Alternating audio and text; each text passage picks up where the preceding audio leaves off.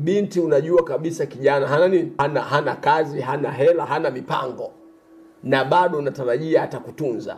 Ni ngumu. Anakutunzaje? Sababu ndoa ni vitu halisi, sio hewa.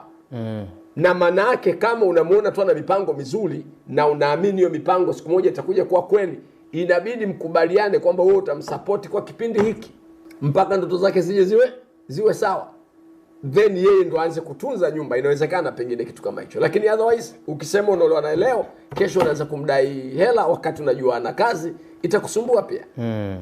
Lakini pia vijana wawe watu ambao ni wa hadhi yao. Acha mambo ya kwenda kumtafuta mtoto wa Obama, atakusumbua.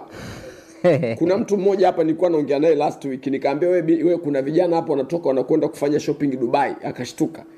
Akasema nini? Wanatoka Dar es Salaam shopping zao wanafanya Dubai afu wanarudi. Ni kawaida kabisa, wala sio ni hapa Dar es Salaam, wala sio Marekani, wala sio Uingereza. Naona jitutumua nataka uende huko juu, utapata matatizo tu yasiyokuwa na sababu.